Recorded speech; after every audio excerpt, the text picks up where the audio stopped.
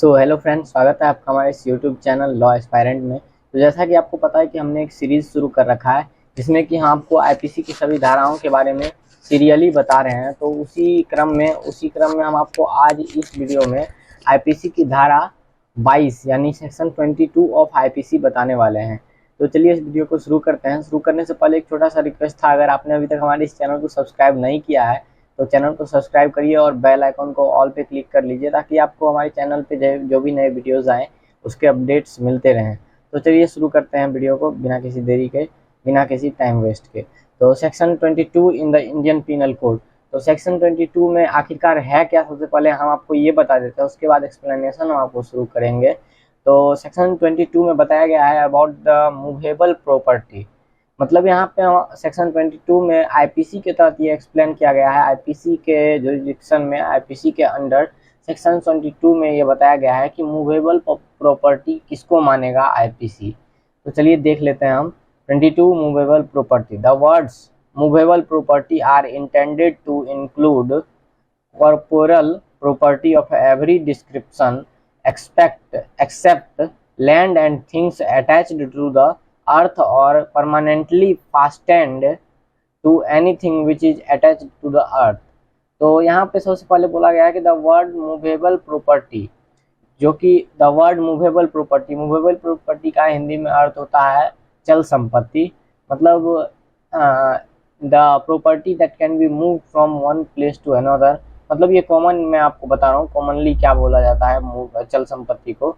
तो ऐसा कोई संपत्ति जिसको हम कहीं यहाँ से वहाँ ले जा सकते हैं, ट्रांसपोर्ट कर सकते हैं, जो मतलब समझिए ना, चल संपत्ति मतलब चल सकता है, मतलब उसको किसी के थ्रू या वो संपत्ति खुद चल के कहीं जा सकता है, तो वो मूवेबल प्रॉपर्टी होता है।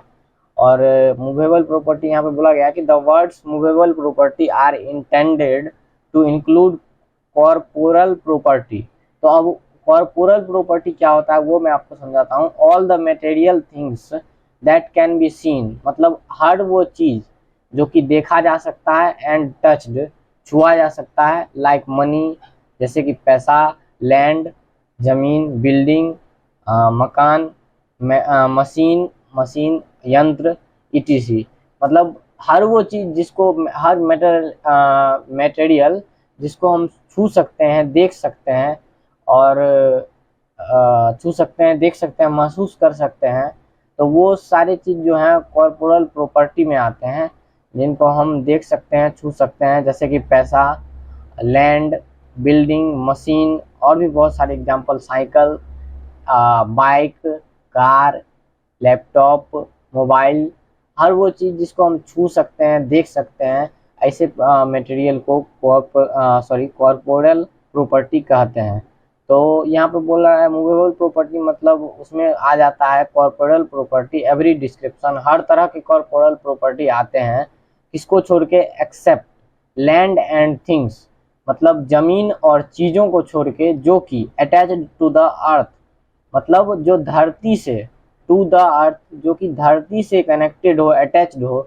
जैसे कि अगर कोई पेड़ है और अगर वो धरती से अटैच्ड है, इसका मतलब मैं कहना चाहता हूँ धरती से अटैच्ड होने का मतलब यहाँ है कि जब तक वो पेड़ लगा हुआ है धरती पे, अर्थ में जब तक वो पेड़ लगा हुआ है तब तक वो इमूवेबल प्रॉपर्टी है। मूवेबल प्रॉपर्टी वो नहीं है क्योंकि वहाँ से वो खुद ब खुद मूव नहीं कर सकता, या हम उसको कहीं पे ट्रांसपोर्ट करके ले नहीं जा सकते।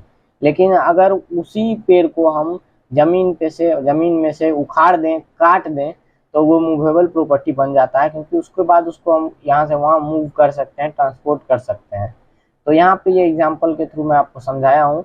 यहाँ पे लिखा हुआ था कि जमीन और वो उन चीज़ों को छोड़ के जो अर्थ से कनेक्टेड हो या परमानेंटली फास्टेंड हो, मतलब हमेशा के लिए वहाँ पे स्थिर हो जाए, वहीं पे रहने का उसका टेंडेंसी हो।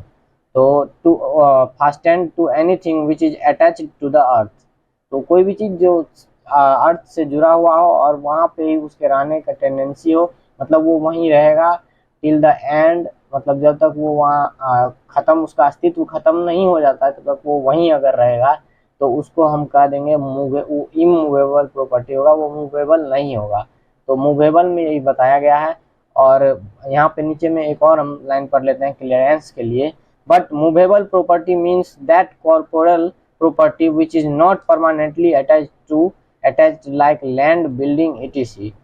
तो मूवेबल प्रॉपर्टी मतलब हो गया कि वो हर चीज जो कि अर्थ से, हर वो कॉर्पोरल प्रॉपर्टी जो कि अर्थ से कनेक्टेड नहीं हो, उसको हम मूवेबल मूवेबल थिंग्स बोल सकते हैं, मूवेबल प्रॉपर्टी बोल सकते हैं।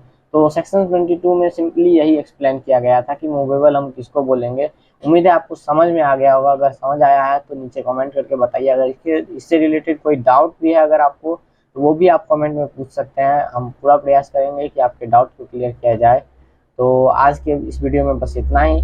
मिलते हैं नेक्स्ट वीडियो में, तब तक के लिए गुड बाय।